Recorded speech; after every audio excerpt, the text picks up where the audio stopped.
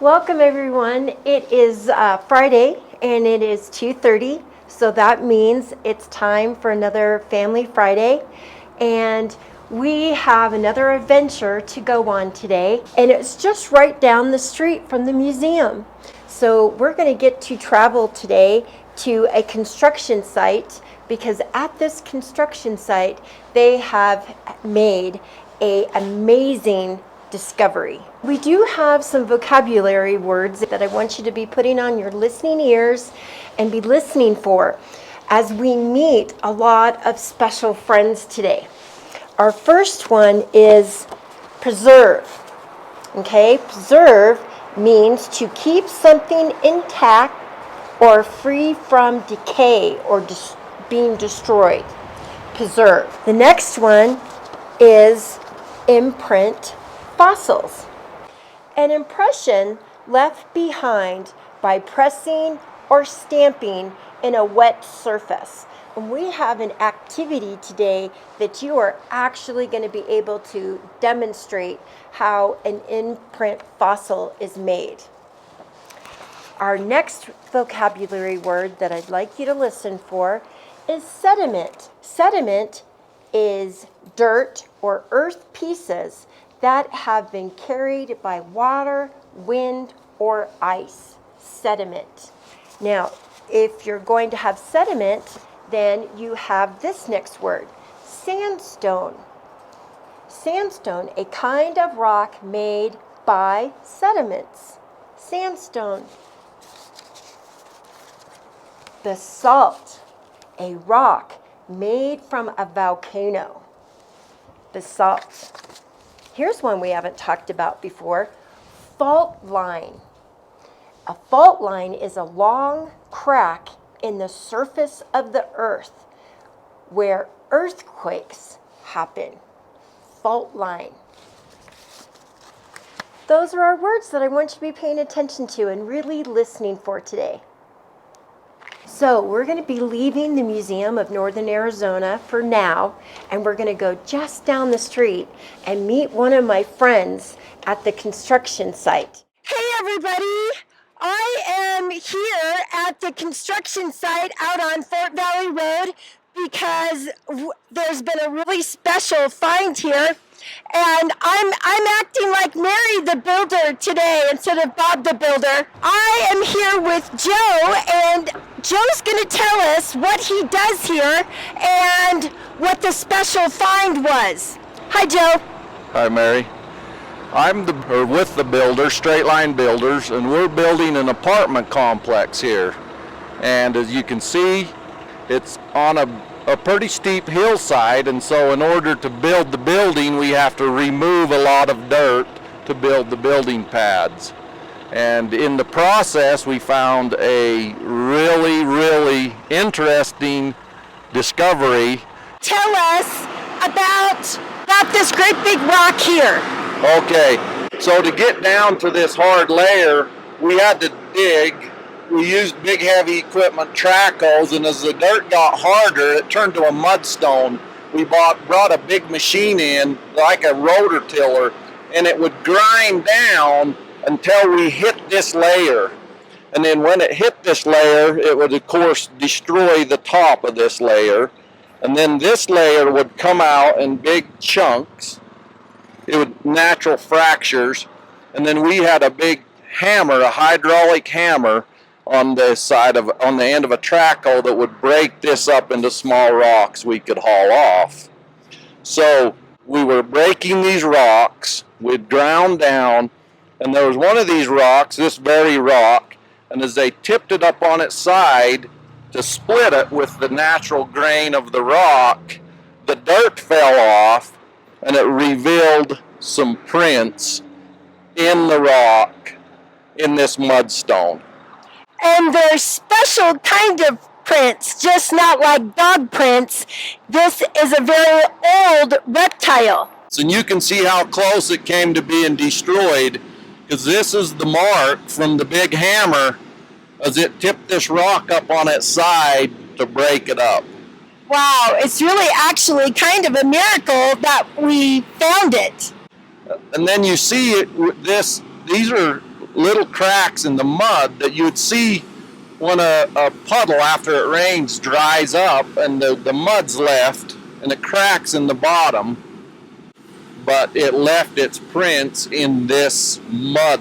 It's a mudstone, not a sandstone. It's what they call a mudstone, and it's really flaking off, and it's, if left in the elements after a few years, these prints would be clear disintegrated and deteriorated away. So it being protected with a layer of soil actually preserved this footprint. And that's also the reason why it's hard to find, because as you dig down with big equipment, you would destroy this thin layer on the top here that has the actual footprint in it. About this area, it would be about the height where the top of the man's hat. That's about that layer where that layer of rock is. And it was roughly in this area, the end of this building. So if you ended up getting that apartment, that dinosaur track would be right in your apartment. Now, why is there some like chunks of like holes missing? Is that important? So that's what happened is we was pulling these rocks out. See how that's naturally fractured? Yes.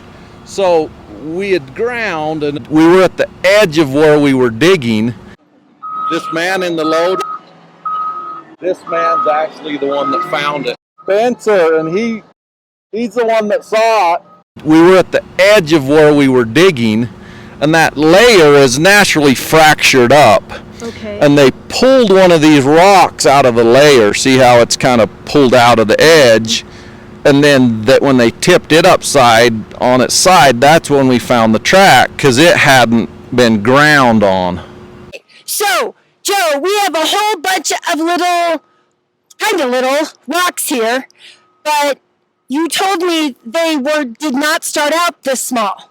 No, this is what was left over of the same rock layer that the prints were found in. So these were all big chunks of rock that came out of that layer, and that rock was supposed to turn into this and get hauled off. And we would have never have found the footprints if that happened, correct? Correct, we would not have. And now that layer, as we've come up this hill, that layer is about right at our feet. Okay. So right into that hillside, there's more dinosaur tracks. Should we go find them? See this? This is grinding marks from a grinder. So the top layer, we was able to take the dirt off just with a track hoe and conventional digging methods. As we got down, this mudstone had to be ground up. And that's what these marks are, is it ground up. But as we got down to this hard layer, this was too hard to grind. But if you grind this mudstone off and you come down, now you destroy any tracks that are in this layer. So if you could get your x-ray eyes, Mary, you could probably look right in there and see some dinosaur tracks. Now, are those the same kind of mudstone rock? No, that's a basalt. That's more of a volcanic rock, and that's the ledge you see up top, way up top, and that's what was on top of this red rock. And so you don't really associate red rock and sandstone with Flagstaff, because most of the sandstone or sedimentary rock is covered with a volcanic rock. Wow, you have to know your science. If you look at this two types of rock, that's a sandstone or a mudstone. That's a sediment. It's brought in by water and it settles out. So this is the mudstone that the prints were found in, this type of a stone. And it was a mud when the creature walked across it. And then the top layer was covered from a volcanic ash and boulders that were thrown out by the volcanic area. And this is a volcanic rock, basically lava and froth. Yeah, that basalt that you were talking about. Yeah. And look, you can even kind of see some waves in that mudstone. That would be where there had been water, or that was the bottom, was it settled out. And I know some little boy's going to ask this, and I would have. Why didn't you just blow it up with dynamite instead of grind it? The first and obvious reason is there's homes all the way around here. Well, that's a good reason. And the other reason is there's different layers of hardness. And as you drill down and you load up that hole with a shot, if I had a rock layer, that shot would travel through a hard layer and fracture it, but the next soft layer of soil would dampen it, and it might not break the next rock layer. We're in too many layers, so you'd really almost have to blow it sky high to ensure you were breaking it up, or else you just wasted all your time and money shooting it. That's what they call it, is shooting it. Okay, I'm learning so much. So, Joe, have you been in construction a long time? Too long. Have you ever seen footprints like this before? I have. Ooh, where? In Washington, Utah, just outside of St. George, there was I went to college there, and there was a wash, and there was a few rocks, prints that we used to hike out and see. And as that area developed more, they actually found quite a few prints, and they had many specimens like this, and they actually built a small museum specifically for the dinosaur tracks in southern Utah. Wow, do you remember what kind of dinosaur it was? I do not. I wasn't working right in this part of the construction. I was doing the concrete and stuff in the area at the time, so I wasn't as directly involved in the find. One thing that you will find is a lot of the prints, they're actually a reflection of the print, because the print will fill up with other sediment, and when they find it, you're actually seeing almost a cast of the print rather than the print. Okay. And so this was pretty neat, where it's the actual print. Yes. Now, it seems after talking to you, you've been on several sites before and have found prints. You found some prints here. I mean, how amazing is it? Could we just be walking around and maybe in our backyard and there could be prints? Is it quite common? I think that in looking here, this obviously didn't just fall out of the sky, the prints. He must have walked through this whole area, but it was, as you'll see, as we described, it was quite destructive, or a really violent process to get down to this. And so I'm sure we destroyed many of these just on this site.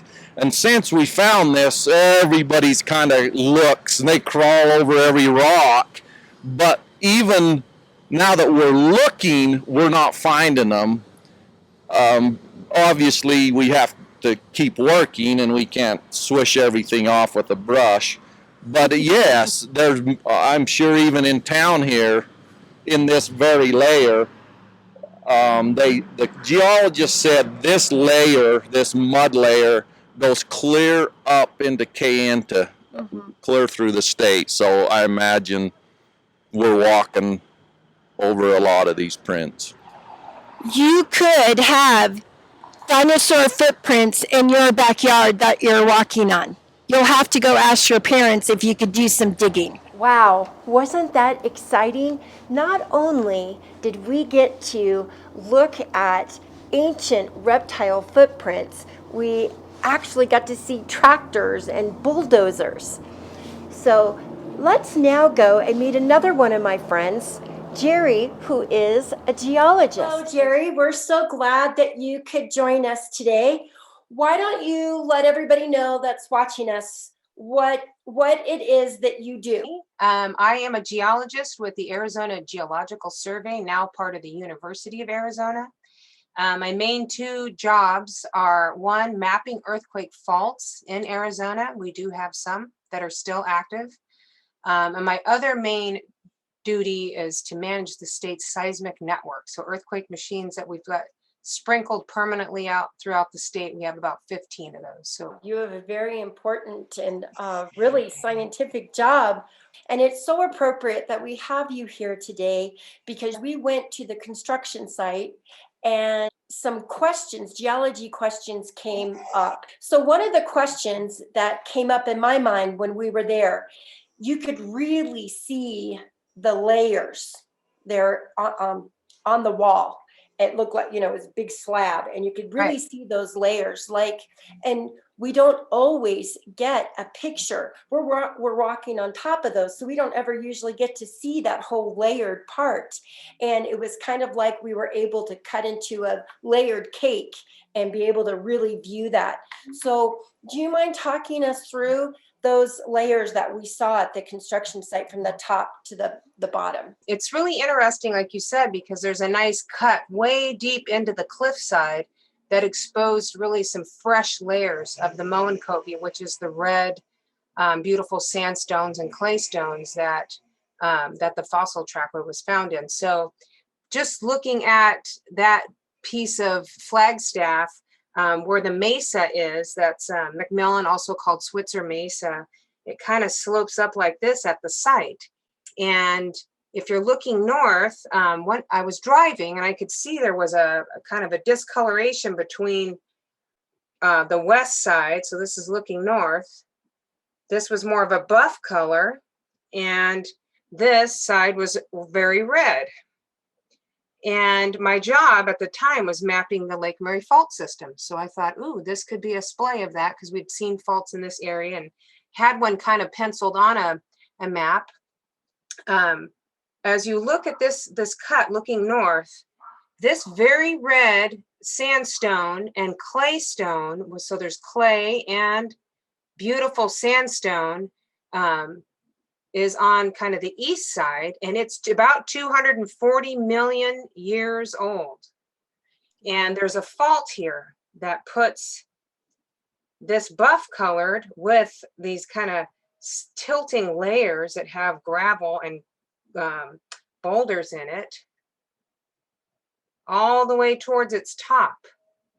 And those gravel and boulder size clasts actually come from this lava flow that everyone sees as they're driving up to the top of the mesa. It's in steps because of different faults. And that lava flow is about 5 million years old. And it kind of made a protective barrier on top of the clay stones and sandstones of this Moenkopi. And in addition, as this lava flow erupted about 5 million years ago, later it was eroded by ancestral, maybe Rio de Flag or other tributaries. And it was eroded here and upstream and downstream. And those clasts also probably rolled down the hill because this probably, the lava flow may have covered more of this cliff. And we see those pieces in this side of what we call fault grave or graben. Okay, so over millions of years, first we had Moenkopi, then we had a lava flow. And then as that eroded and rivers also came into the system, we had this other package of buff kind of clay and gravels and boulders. And a fault is moving. It's moving this side of the land down and this side of the land up like this. And a fault happens when you have kind of forces on the Earth's crust that either pushes or pulls apart and sometimes slides the crust. And in this case, this is more of a pulling apart taffy kind of tectonics. And that gives us what we call normal faults. And we see this fault here. So we know the fault's younger than the lava flow and younger than the gravel packages. So it's anywhere from 5 million years old to almost present time. So that's kind of the history of that exposure there. So just by looking at those layers, a geologist can help us see all the many different things that is happening or has been happening in each one of those layers. That's right. Wow. The other thing that I heard when you were talking, you mentioned time. So those layers also can be kind of like a time capsule, right? Right. Geologists love when we have especially sedimentary and volcanic layers because they're kind of like little pages of Earth's history, right? They're these Oh, layers that give us information about what was going on. So at the time of Moenkopi, the red rocks, there are a lot of ripple marks, which are beautiful little sets of kind of smooth and bumpy preserved wave action. we We did also see those there. Oh, good. There are fossilized mud cracks. So mud cracks that form that we've all seen in river bottoms. So this package in general is thought to be our big river systems that had a lot of swampy, muddy areas, point bars, some sand dunes in some pockets. And within this special formation are sometimes fossil trackways. And they're rare and they're difficult to find because it's hard to preserve. And also you have to get lucky to find them. So those layers can tell us what different environments and different changes were going on. That's right. And then it can also tell us the time that That's right. you talked a little bit about the faults, and that was just the other amazing thing. Besides the reptile imprint fossils that we found, the fault line was just another amazing, interesting thing that we kind of found there, right? Do you Right. want to tell us a little bit more about that fault line and why is it important that we study these fault lines? Okay. So we learned a little bit of the old history, this Moenkopi, and then later the 5 million-year-old lava flow, 5.3-ish. And then thereafter, as this has eroded and other little streams have come into this area that is now Flagstaff, we have deposits that are represented on this side of the fault. And those deposits kind of record what was going on. So they're very thick clays and then angular gravel deposits. So they could have been debris flows. Also, the climate was likely a lot wetter because we're talking about times between 5 million years and now. We know we had glaciation in near Flagstaff, just and the peaks there. So we know we had more runoff, more water. And so during that time and thereafter, those units that I say are this buff side are being pushed down as the Moenkopi mostly side is being faulted up, at least what's exposed here. And so the reason why that's important is because in the Flagstaff area, there are faults. Along Lake Mary, that's there because there are faults that bound the sides of that little valley. And they trend towards Flagstaff. And there are faults there that we call the West Switzer faults, which come through the sides of each little step in that McMillan or Switzer Mesa. So we don't know if they do distinctly connect to Lake Mary, but Lake Mary faults trend right towards those. And they have the same kind of trend, meaning kind of a north, northeast, northwest trend. So they're important to us because faults can cause ground shaking, even if they're magnitude, say 5s and 6s, and sometimes larger, of course, would be damaging. And we need to build structures and also have people prepared for any kind of ground motion that's associated with faulting and earthquakes. Wow. So that's the reason why we need to know that. I was in college, so back in the 90s, and I was at what used to be the Kinko. I was there typing a paper one late night when I was in college, and I felt like this moving, and the ceiling tiles were popping up and down, and it happened like a brief moment. In fact, I even had to stop and ask the Kinko person that was working on, like, did you feel that? Did you see that? Or was that just me? And they're like, no, I felt that too. And that was, I believe that was the time when we had that earthquake on the way to the Grand Canyon. Was it 1993? Yes, it was. Yes. That's the Cataract Creek sequence. There were a couple magnitude 5s on faults over by Williams area. And so those were studied thereafter. And so people realize that, yes, we have earthquakes. In fact, in our historical record in 19, I think 06, 1910 and 1912, we had 3 earthquakes greater than magnitude 6 near Flagstaff. Wow. Right, so we didn't have instruments to get the exact locations, but they did occur close to town. So we know we have earthquakes, and earthquakes occur when stress builds up on faults and it gets released, and sometimes the surface does crack. You know, have you can see offsets along faults when the fault has enough energy. It can rupture the ground. It still can cause shaking without rupturing the ground. And so this is why sometimes, you know, that magnitude 5 from Cataract Creek, you may not see evidence of that on the ground. It's kind of the detective work. And so you can get lucky sometimes. And so that's why exposures like what we saw along this highway is so important to what we do as geologists. Great.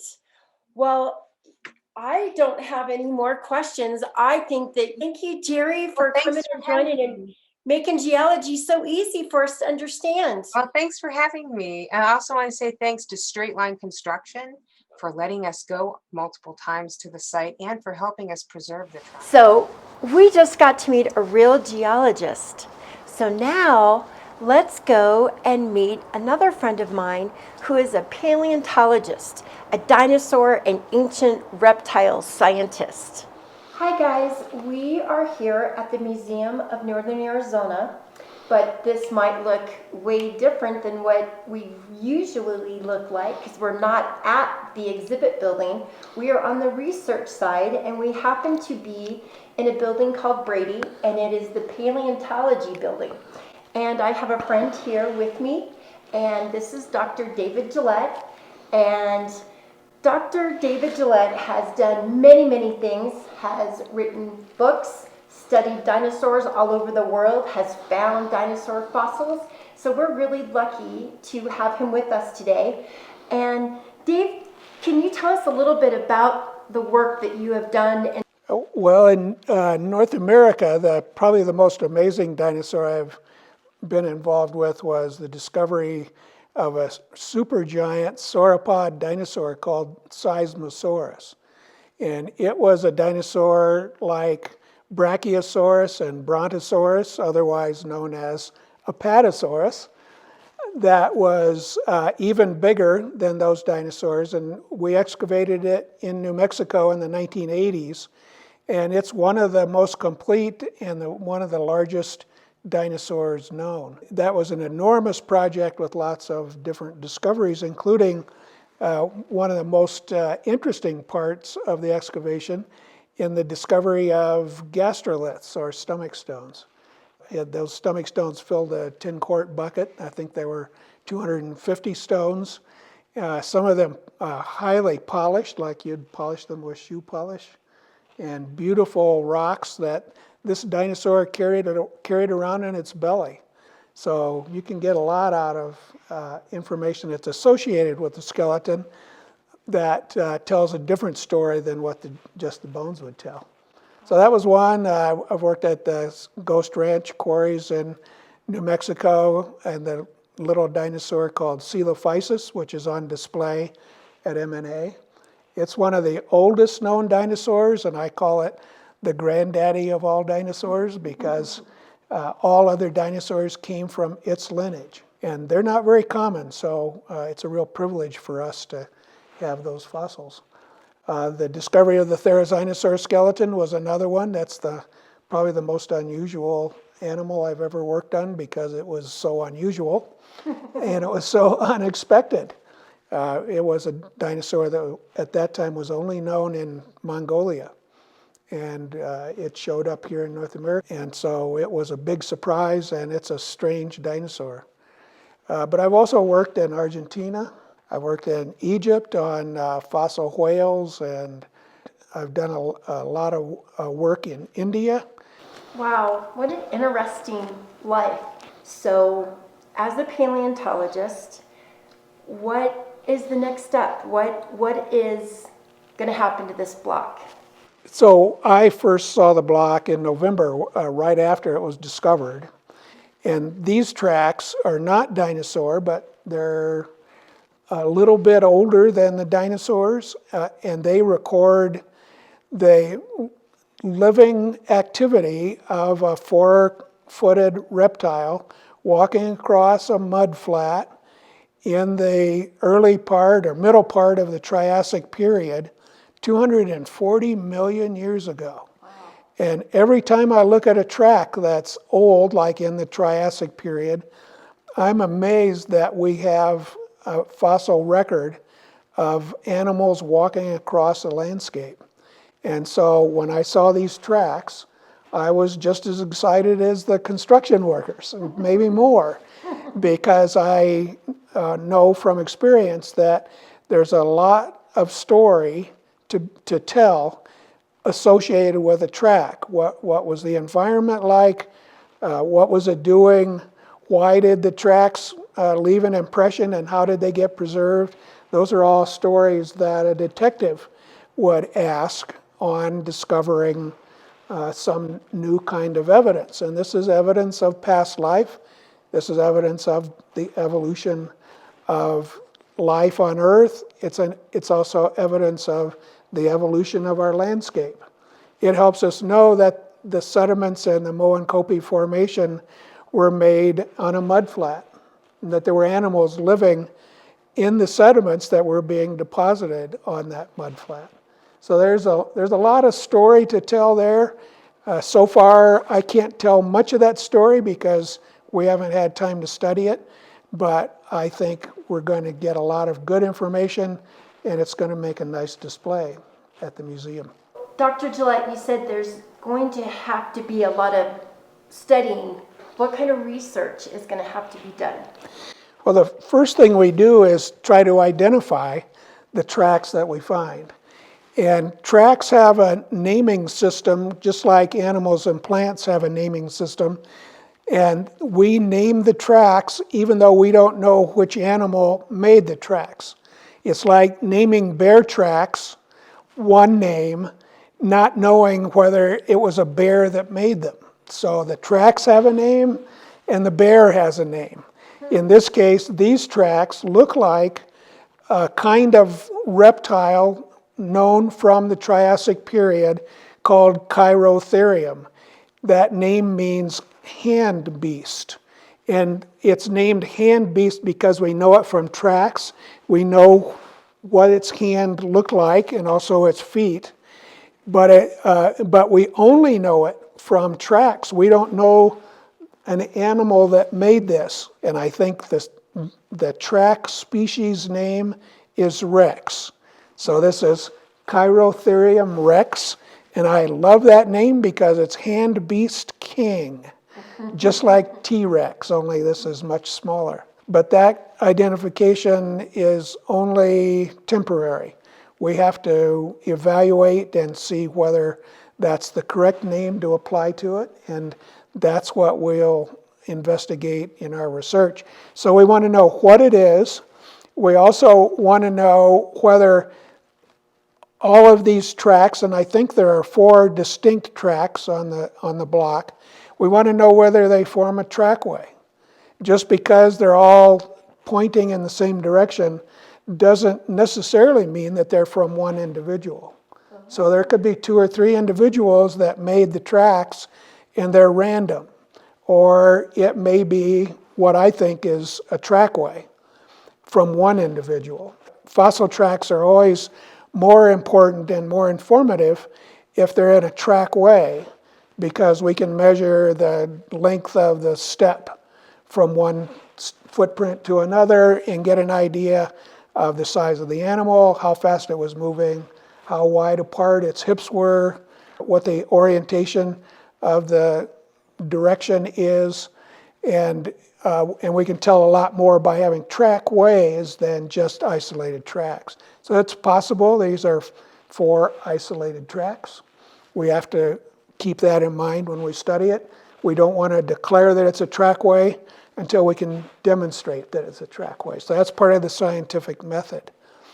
In the study, we'll want to look more closely at the tracks at the surface, maybe even with a microscope, because occasionally in tracks, the scales from the bottom of the feet are preserved as scale impressions. And that's an amazing circumstance, and I don't think that's going to happen here, but it's possible. And so we'll look closely at the surface of the tracks and see if there are foot wrinkles and scales and other marks from the bottom of the feet that came down and left their impression. We have tracks in our collection that show scale marks from the Moenkopi Formation, from footprints made by reptiles in the Moenkopi. We also want to think about the circumstances of the footprints being impressed in the rock and then preserved.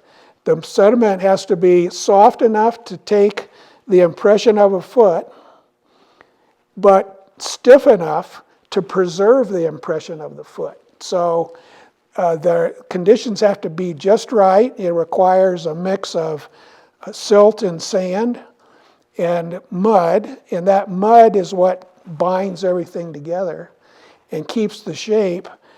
So another aspect of any track study is to put the tracks into a context, and that is to know where they occurred in time and how they relate to other animals and plants that lived at that time. In this case, the context is very important because this is when first dinosaurs appeared. Dinosaurs originated about this time and didn't become abundant until 20 million years later. And we know those dinosaurs from 20 million years later in the Chin-Lee Formation, and that's the layer of rocks above the Moenkopi, and it's the layer of rocks that occurs at Petrified Forest, Ghost Ranch, and the Painted Desert. And that's where we get the tiny dinosaurs called Coelophysis, like I mentioned earlier, and the dinosaurs that we have in our Triassic exhibit at the museum. We don't have a very good understanding of the actual origin of dinosaurs. And we know that the origin of dinosaurs came in the middle part of the Triassic period, and the Moenkopi has tracks and a few skeletons of animals that lived during that time, and we would love to know more about those tracks and those animals from their skeletons so that we could have a better understanding of the origin of dinosaurs, which came from reptiles that lived during this time. And they were so much alike that it may be impossible to completely distinguish or confidently distinguish the dinosaurs from the non-dinosaurs at this time. And it's an amazing story because once dinosaurs originated, they took over the earth. Every landscape above sea level was dominated by dinosaurs following their origin. So this is where it all began, and we have a wonderful story to tell. Part of that story is in the track record.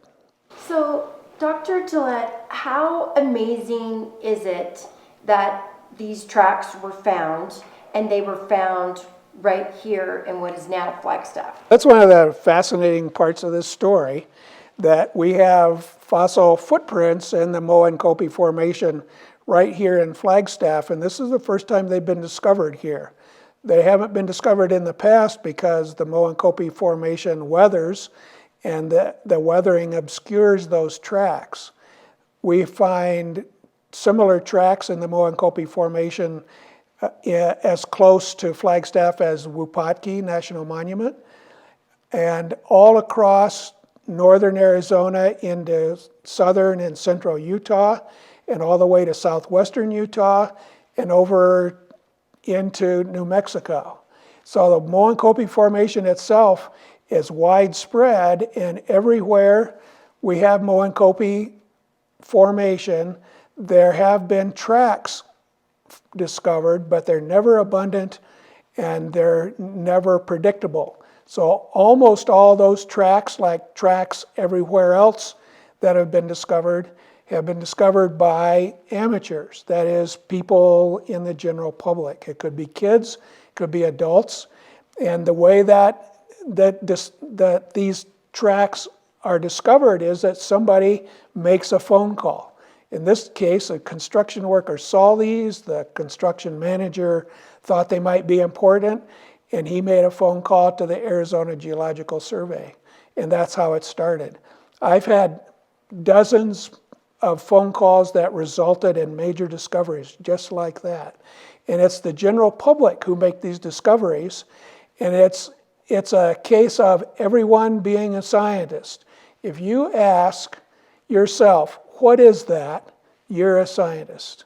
So it's not a question of do only scientists make the discoveries. It's just that the scientists recognize what has been discovered. You're the people who discover the important specimens or the important tracks. So this is a community of science. We all participate, and we're all scientists. So, Dr. Gillette, what is going to happen to that huge block? Well, this block is a challenge because it's so heavy. You can tell it's heavy just by looking at it, but the first question that comes up in the thought that it might be moved to the Museum of Northern Arizona, and that's the plan, is how heavy is it? And there's a way to calculate the weight of a big block of rock, or even a small block of rock. And that is to calculate the volume, and then we know how much sandstone weighs per cubic foot, and it's a simple matter to do the multiplication. In this case, because I'm a nerd, I took the measurements in metric, like all good scientists, and I can tell you the metric dimensions. So the metric dimensions are 1.8 meters long by 1.2 meters wide by 9/10 of a meter tall or high. And if you calculate those numbers, that comes out to a certain number of cubic meters. You can convert that to a certain number of cubic feet, and you multiply that number of cubic feet by 140. That's what the weight of a cubic foot of sandstone turns out to be as a standard calculation. So a cubic foot of sandstone weighs 140 pounds. And we multiplied the number of cubic feet in that rock, and the actual calculation comes out to be just short of 9,000 pounds, which is 4.5 tons. And for construction purposes and moving things, you always want to overestimate the weight so that your equipment can handle what you're carrying. So my general estimate is about 5 tons. Now, I could be wrong. It may be much less than that, but I think that's a good estimate to work from. So it's going to be moved by truck to the courtyard in the museum, and it's going to be placed in a situation where it's underneath a roof. And in that position, they should be good for 100 years. I think they'll be safe. They can be studied and examined by scientists as well as the public, and it should make a great exhibit. Dr. Gillette, thank you so much. You've had so many important things, and you've made this science very, very clear to us. So thank you for your time, and I feel so fortunate. I have got to listen to you for years, and I always learn something every time I get to talk with you. So thank you. Well, you're welcome, Mary. It's my pleasure. Now we're going to go inside to our geology gallery, and we're going to meet some more of my friends. These friends happen to be education students, so they're studying to become teachers, and they go to NAU. And NAU and the Museum of Northern Arizona has kind of gotten into a partnership that we're inviting people that are studying to be teachers to come and do programs here at the museum with us. So you're going to get to meet some of my friends. So we are here in our geology gallery. We're going to talk to you about some actual imprint fossils that we have found here on the Colorado Plateau. And we would have never known about these creatures unless we had the evidence of the imprint fossils. So one sea creature that we have imprint fossils for here at the museum is this sea creature right here, the trilobite. It was from a long time ago, and we actually have two different imprint fossils for it. We have its trackway, so if you look at it, you can see sort of the trail and the pathway they took. They would crawl around the ocean floor, and we actually have a full imprint fossil of it that shows sort of the shape of its body too. After the Paleozoic era, water became land, getting rid of 98% of the creatures underwater and giving us scorpion and reptile tracks over time. Scorpion tracks are kind of hard to see. I wouldn't be able to tell that they're scorpion tracks, but very smart scientists have. And the reptile tracks, you can see their little tiny feet, and they're so cute. All right, so if you can see over here, we have a palm leaf imprint fossil, and so this is what it would have looked like. And then it imprinted in the sediment or the ground, the mud, and it hardened to look like this. And in our activity with the Play-Doh, you will see and make an imprint fossil of a palm leaf. And then over here we have a duckbill dinosaur in the duckbill family, and we can see that it has scales, and we know that. We actually have a fossil, imprint fossil here that shows that scales, and it's super smooth, kind of like rigid and bumpy, and that's how we can tell that they had scales back in the day. So we are outside in the courtyard to the Museum of Northern Arizona. And if you haven't been here before, or if you've been here and maybe you might have missed this area, it is quite a little gem to check out. There is life zones here, and there happens to be some imprint fossils in our wall here that are 260 million years old of a little reptile. So as we're looking at this wall, what are some things that you see here? I see little tiny footmarks. It appears this animal had little claws, and they were very tiny. Julia, what are some things that you're seeing in here? Like, what's the texture like that you see? On this one, it looks kind of bumpy, like, or sandy, like probably a little rough, like sandpaper, if you've ever felt that. And just like tiny, delicate footprints in here. This one, I think this one's really neat. But if we didn't have a scientist that told us what was happening here, I would have never guessed it. What do you think, Aurora? Can you see how there's the back footprints of a reptile that they're walking in a sand dune? Yeah, it's interesting because if you compare the different ones, these look more fine, small. These are kind of like larger, and it looks like there was kind of a struggle walking up a different surface. And we have some other really, really great small reptile little tracks. They were at the time in a sand dune, and this imprint fossil was found around the area of Seligman, Arizona. What do you see here? What do you think was happening with these creatures? So there's definitely more than one set of footprints, which makes me think that there's either multiple of them, or maybe one was just kind of running back around, back and forth everywhere. Yeah, it definitely looks like there's more than one, like maybe a pair going in that direction, one just completely leaving the pack doing its own thing. Yeah, maybe they were a family and visiting their friends, neighbors. I don't know what it was like back then. It's crazy because those ones are deeper, so maybe that one was a little bit heavier set than his friends.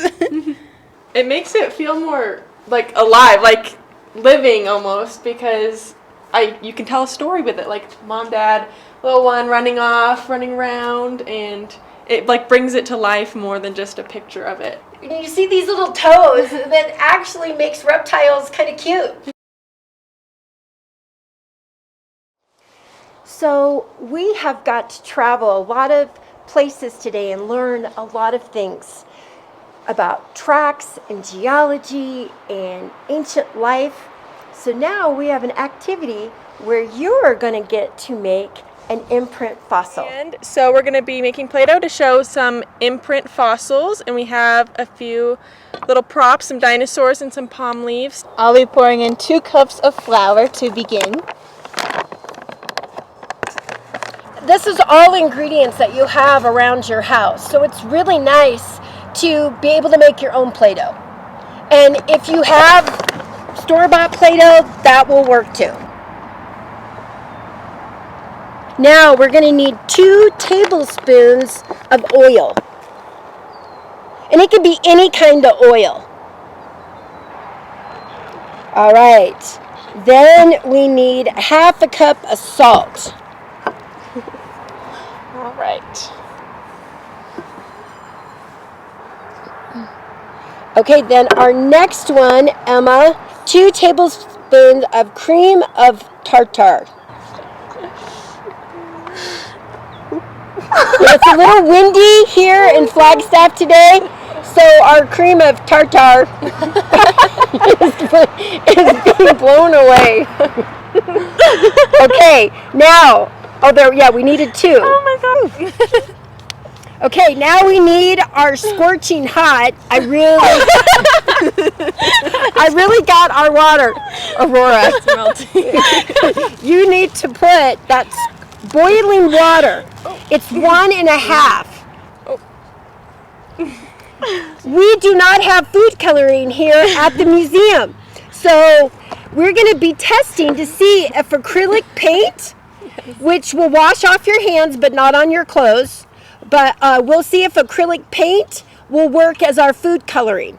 Julia, would you like to squeeze a good amount? There's actually not a measurement. Like that? Looks good. That looks good to start off with. We can always add more. Now, Emma, if you'd like to get that spoon and kind of mix that all together. Oh yeah, get in there. Ooh. Yeah, fun. It's a nice color. Because it is a nice color. So we stirred it, and then we decided to just get our hands all messy and play with it. And eventually, over time, it just mixes up and it's Play-Doh. Yeah, it's definitely better to knead it with your hands than a spoon. I have something in my And eye. if it's too sticky, just add a little bit more flour until you get a good consistency. When you do this little activity, you're going to want to get paper plates or paper towels, something that you can put the Play-Doh on, and we'll go ahead and distribute it to everybody. Thank you. Cool. And just put it in. Yeah. And then flatten it out onto your plate or napkin.